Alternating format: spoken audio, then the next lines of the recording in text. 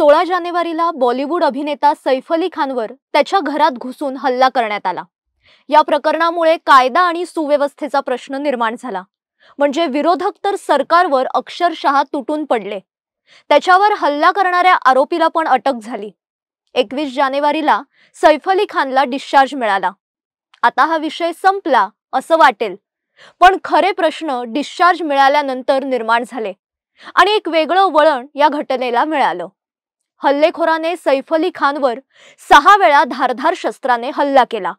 तसंच पाठीमध्ये मोठा चाकूचा तुकडा अडकल्यामुळे सैफ अली खानवर शस्त्रक्रिया देखील करण्यात आली।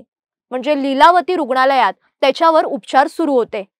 हल्ल्यानंतर पुढचे 2-3 दिवस त्याच्यावर कशी शस्त्रक्रिया झाली, त्याची जखम किती खोल होती व कसं ऑपरेशन केलं, त्याच्या जखमा किती गंभीर होत्या, त्याच्या जीवाला कसा धोका होता, हे सगळं त्याच्यावर उपचार करणाऱ्या डॉक्टरांकडून आपण सातत्याने ऐकत होतो। आपल्या सगळ्या चॅनलवाल्यांनी हॉस्पिटलमध्ये ठाण मांडलं होतं। दिवस रात्र आपण त्यांच्याकडून हे सगळे अपडेट घेत होतोच।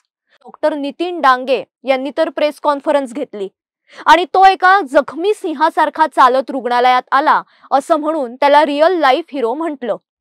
आणि 5 दिवसांनी म्हणजे 21 जानेवारीला त्याला डिस्चार्ज सुद्धा दिला। पण तेव्हा हा जखमी सिंह त्याला काहीही झालं नसल्यासारखा अगदी व्यवस्थित चालत आला। त्याच्या अंगावर बऱ्याच जखमा होत्या असं डॉक्टर म्हणाले होते, पण अचानक 5 दिवसात त्या जखमा गायब झाल्या।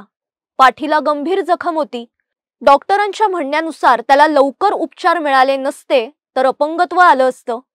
आणि हा जखमी सिंह सीट बेल्ट लावून पुढच्या सीटवर आरामात बसतोच कसा? म्हणजे एवढी मोठी जखम 5 दिवसात बरी झाली? बरं, त्याने फॅन्सला हात केला आणि अगदी व्यवस्थित चालत बिल्डिंग मध्ये सुद्धा गेला। मग तिथे जरा संशयाची सुई फिरली आणि त्यानंतर आलेल्या राजकीय नेत्यांच्या प्रतिक्रियांनी भुवया उंचावल्या।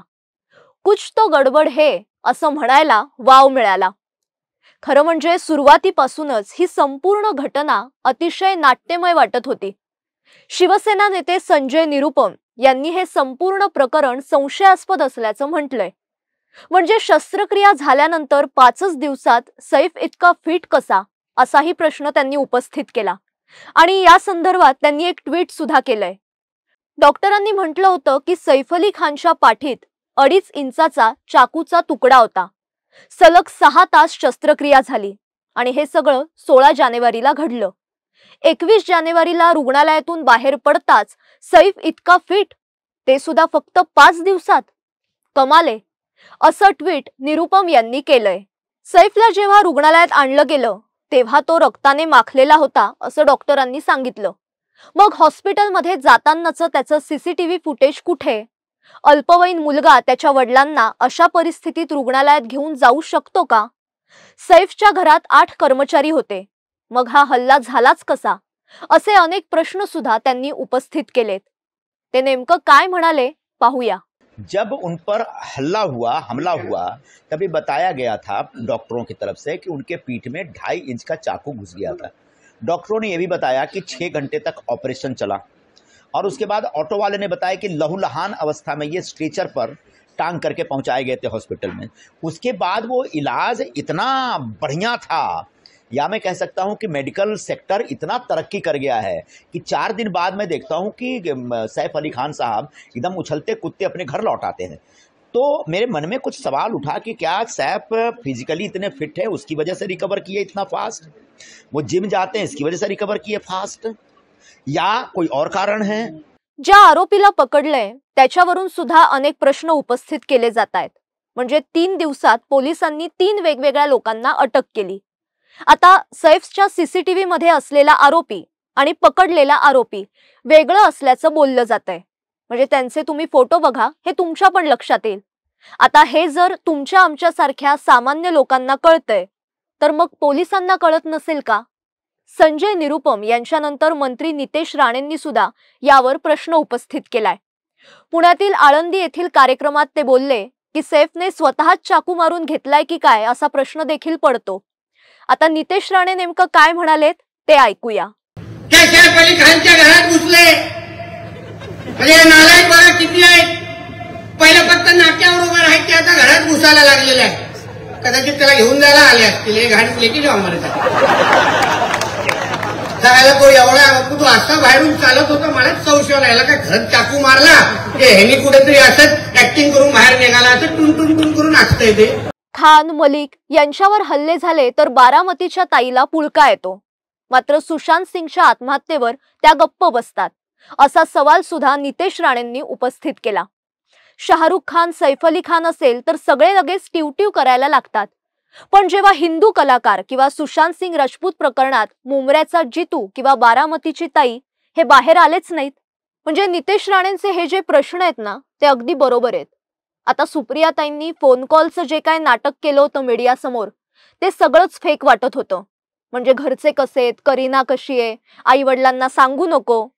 आता एवढी काळजी, म्हणजे यात पाणी मुरतंय हे नक्की आहे. किंवा जितेंद्र आव्हाड यांचा विचित्र तर्क, संजय राऊत यांनी विचित्र तर्कवितर्क जे काय मांडले होते ते सगळं पाहून असं वाटतंय की सैफचं कसं होणार या काळजीने विरोधक बहुतेक 2 दिवस झोपलेच नसतील. आता या दोघांच्या विधानानंतर मंत्री चंद्रशेखर बावनकुळे यांनी अशा शंका कुशंका उपस्थित करण्याची गरज नव्हती असं म्हटलंय. डॉक्टरांच्या उपचारांवर शंका घेण्याची गरज नाही असं ते म्हणाले, पण इतके खोल घाव इतक्या लवकर बरे कसे झाले हा प्रश्न आहेच असं म्हणून त्यांनी सुद्धा एक प्रकारे संशयच व्यक्त केला. आता ते काय म्हणालेत पाहूया.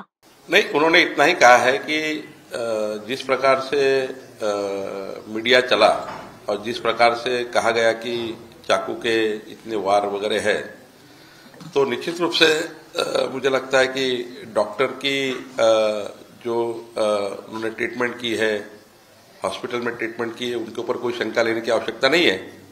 बट एक इतने बड़े घाव है तो इतने जल्दी दुरुस्त कैसे हुए, ये एक थोड़ा आया है बाहर, एक स्टेटमेंट आया हुआ है. संजय निरूपम का भी आया हुआ है, नितेश राणे जी का आया हुआ है. तो मुझे लगता है कि ऐसे स्टेटमेंट देने की जरूरत तो नहीं है, बट ये भी डॉक्टर की कुछ मेडिकल व्यवस्था पे भी प्रश्न चिन्ह उठाना भी ठीक नहीं है.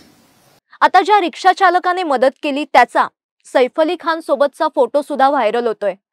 आता हा फोटो पाहिला तर असं वाटतंय की सैफ अली खान नाही तर तो रिक्षा चालकच आजारी आहे. म्हणजे गॉगल वगैरे लावून एकदम फिट असा सैफ अली खान यात दिसतोय. या सगळ्या गोंधळात सैफ अली खानच्या 15,000 कोटींच्या संपत्तीची बातमी येऊन सुद्धा धडकली. ती संपत्ती जप्त होणार असं म्हणतायत. आता त्याचा संबंध पण या घटनेशी जोडला जातोय. आता या घटनेत काय खरं आणि काय खोटं हे त्या सैफ अली खानलाच माहिती.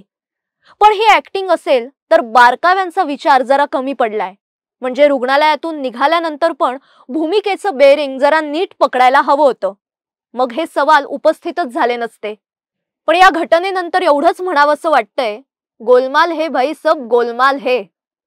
तुर्तास या भागात मी इथेच थांबते, पण या प्रकरणाविषयी तुम्हाला काय वाटतंय हे नक्की कळवा आणि अशाच महत्त्वाच्या विषयासह पुन्हा भेटूया. तोपर्यंत स्वतःची काळजी घ्या आणि पाहत रहा आकार DG9. नमस्कार.